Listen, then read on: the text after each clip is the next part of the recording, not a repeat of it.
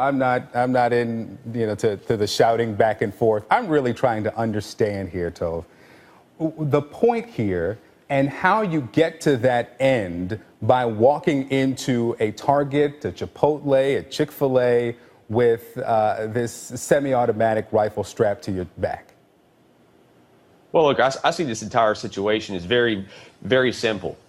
I continue to hear about the feelings of people who see firearms. I want to talk about the feelings of moms who want to be armed so they can protect their children. I want to talk about my wife who needs to be armed so she can protect my children from being in a situation where she cannot protect them. Because we all know good and well that gun control, when it comes to signs, criminals don't read signs. They don't care if a sign says you may not carry in this establishment. We've seen that time and time again, that whenever law-abiding citizens are not armed and not able to protect themselves, they become victims, and quite often they die. And so this situation really isn't just about people's feelings of seeing a gun or knowing people around them are armed. Let's talk about the ones they don't know are armed, the criminals.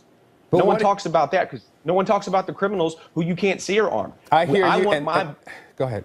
I want my wife to be armed. I want her to be able to protect my children. I want to be armed so I can protect my family. It's really a simple concept, and there's millions of moms and dads across America who feel the same as me. Right. We want to be empowered to not be victims. You're right. You're right. I mean, I am a parent. I get that. I get that on a very real level. We will do whatever we can to protect our kids. But this is something that's already legal in Texas. So a lot of people are looking at it and saying, what is the point? And I wanted to ask you, from a parent's perspective, because you said you're a parent, if there is a parent who has a small child in one of these establishments and comes up and says, you know what, I know you got your rifle here, but it's scaring my child, it's making me feel threatened.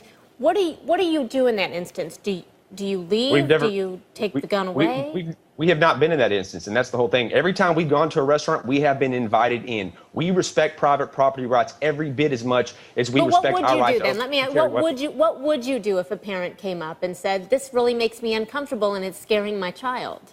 I would explain to them the same thing I'm explaining to you right now. I'd explain to them that, look, there are people armed around us all the time, concealed carrying, some legally, some illegally. And the fact of the matter is, we don't know where those people are. We can't see them. But it doesn't change the fact they're armed. We continue to run into the same situation over and over, where armed assailants walk into gun-free zones and they gun down victims. And there's no one there who's able to stop the attacker.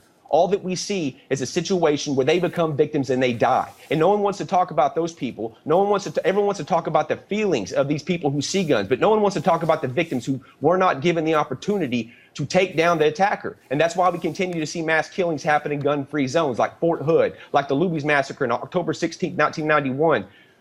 In Killeen, Texas. That's why we continue to see new towns, why we continue to see Columbines. We continue to see these things happen because there are not legally armed, law-abiding citizens who are able to take down these evil people.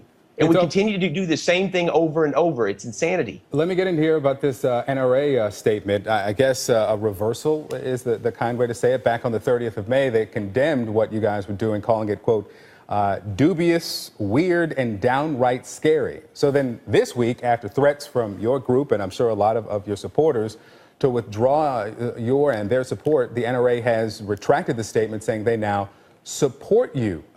Do you buy the explanation that their rebuke was a mistake and came only from one staffer's opinion, or do you think that they felt some pressure?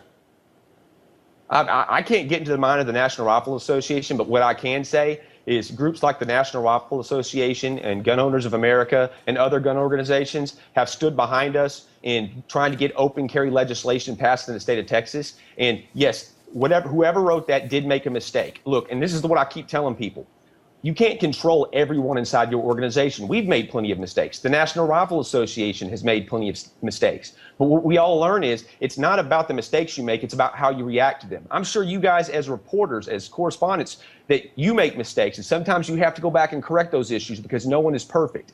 As an organization, we're learning just like the National Rifle Association is. But I do have confidence that they're going to stand behind us all the way to the finish line when we get open carry legislation passed in the state of Texas.